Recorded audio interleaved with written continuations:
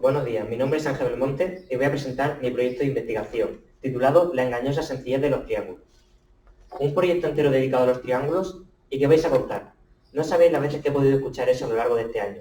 Sin embargo, el triángulo, una figura aparentemente tan simple, con solo 3 lados y 3 ángulos, es uno de los pilares fundamentales de la geometría plana. Los orígenes de este se remontan a las primeras civilizaciones, ya que los babilonios ya utilizaban la trigonometría y los ángulos del triángulo para sus tareas diarias. Ellos utilizaban esto para grandes medidas en la agricultura. Es bien conocido por todos que la Biblia es el libro más publicado y divulgado en el mundo occidental. Sin embargo, nadie se imagina que el segundo libro en este ranking es un libro de matemáticas escrito hace más de 2000 años. Este fue escrito por Euclides en el 300 a.C. y se titula Los elementos. El libro consta de 13 diferentes libros, los cuales presentan resultados matemáticos de una manera en la que enlazan teoremas simples para poder demostrar los complejos, y así creando una cadena lógica muy convincente. Esta es la primera vez en la historia en la que se presentaron las matemáticas de una forma axiomática deductiva. Lo más impactante de esto es que posiblemente el documento más importante de la geometría en la historia tenga su primer libro prácticamente dedicado entero a los triángulos y sus propiedades. Aquí podemos encontrar teoremas que hoy en día se estudian en la escuela, como el que enuncia que los ángulos internos de un triángulo suman 180 grados, o el conocido por todos teorema de Pitágoras, que enuncia que la suma de los catetos al cuadrado es igual a la hipotenusa al cuadrado. Ahora os voy a enseñar la demostración que hizo Euclides. Euclides proved this theorem using the areas of the square formed by the sides of the triangle. He said that the sum of the areas of the square formed by the legs was the area of the square formed by the hypotenuse. And something interesting is that if we change the squares by other regular polygon, this still happens.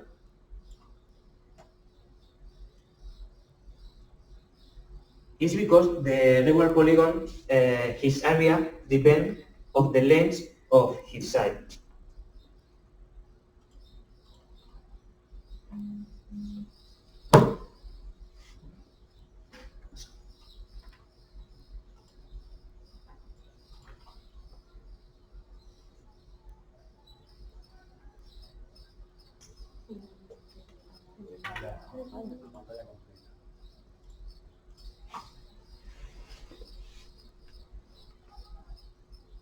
Uno de los datos más sorprendentes descubiertos a lo largo de mi investigación es la existencia de la Enciclopedia de Centros del Triángulo, la cual es una página web mantenida por su autor, el matemático Carl Grimmelin, de la Universidad de Evansville. Esta página web tiene como función enumerar todos los centros o puntos interesantes del triángulo que se van descubriendo. Hoy en día la cifra asciende a 50.000 puntos con nombre propio dentro del triángulo.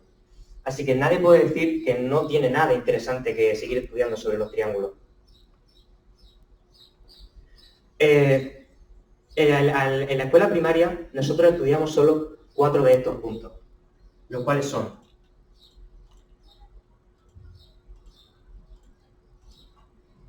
el baricentro, que es la intersección de las 3 medianas del triángulo. Una mediana es un segmento que va desde el punto medio de uno de los lados del triángulo al vértice opuesto. El incentro, que es la intersección de las 3 bisectrices internas de un triángulo, las cuales son el lugar geométrico que equidista los 2 lados del triángulo, según qué bisectriz sea. Además, este punto es el centro de la circunferencia inscrita del triángulo. El circuncentro, el cual es la intersección de las 3 mediatrices de los 3 lados del triángulo, los cuales son el lugar geométrico que equidista los dos de los vértices del triángulo. Y además, este punto es el centro de la circunferencia circunscrita del triángulo. Como podéis ver, estos puntos siempre se mantienen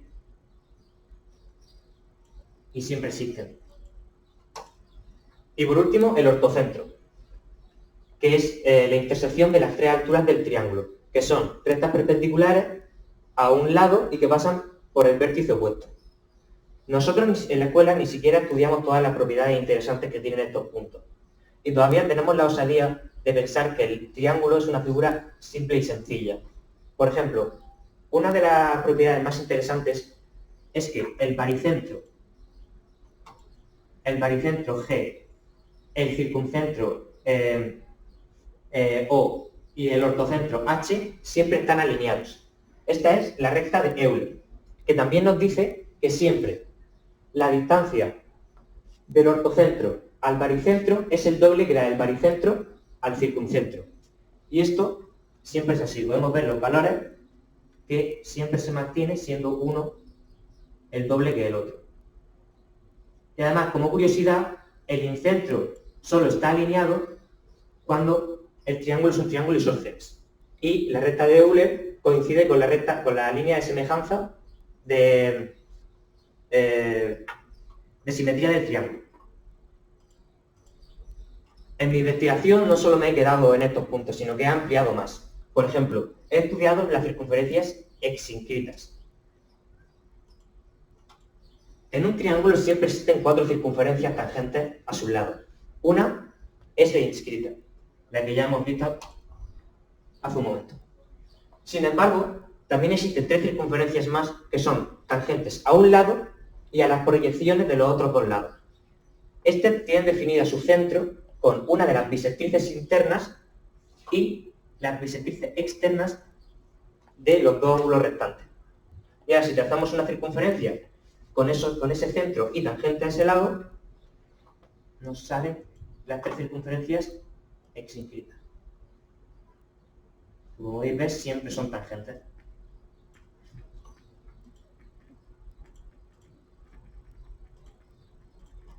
Me gustaría seguir contando más cosas interesantes sobre el triángulo. Sin embargo, el tiempo no está de mi lado, por lo cual voy a pasar a presentaros los objetivos de mi proyecto. El objetivo principal es enseñar que a pesar de las amplias propiedades y conocimientos que tiene el triángulo, sabiendo solo los fundamentales a fondo y derivando de ellos, se pueden resolver problemas realmente complejos, específicamente los de las Olimpiadas Matemáticas. Otro de mis objetivos, un poco más secundario, es dar a conocer principalmente la profundidad y lo importante que es el triángulo en nuestras vidas. Para esto he tenido que recoger un marco teórico distribuido en, primero, las definiciones más básicas del triángulo, los teoremas de semejanza, puntos y rectas notables, y los teoremas y propiedades más interesantes y fórmulas más interesantes de él, como puede ser el teorema de Ceva, teorema de Ptolomeo y fórmulas de Herón. Además, después de esto, he tenido que hacer una extensa recopilación de los problemas de Olimpiadas Matemáticas, los cuales se basan en la geometría del triángulo, siempre diferenciando entre sus fases locales y nacionales. El plan de trabajo a seguir es, tras perfeccionar mi marco teórico y hacer los respectivos archivos GeoGebra de todas las propiedades del triángulo para que sea más visual y pueda ir un público más didáctico, es analizar las resoluciones de estos problemas de matemáticas, para poder comprobar si de verdad, con estos conocimientos que yo he ido recogiendo a lo largo de este año, se pueden resolver problemas tan complejos como los de las Olimpiadas Matemáticas, que se supone que es la cúspide de las matemáticas. Además, después de esto, se realizará un archivo GeoGebra con esas resoluciones para que sea mucho más visual.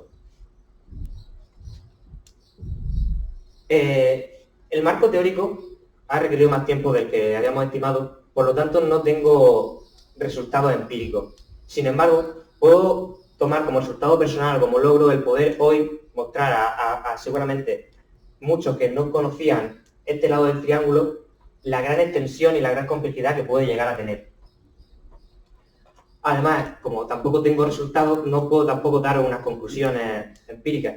Sin embargo, tras un año estudiando esto y realizando este proyecto, creo que firmemente que conociendo las propiedades más básicas, incluso que se dan en la escuela, que muchos conocemos, derivando de ahí se pueden hacer cosas realmente complejas y realmente bonitas. Además, como conclusión personal, puedo sacar lo divertido que ha sido estudiar una figura aparentemente tan simple. Y por último, quiero agradecer a Paco, que siempre me ha apoyado y ha estado ahí, hasta cuando me he rezagado un poco. Y eso es todo. Muchas gracias.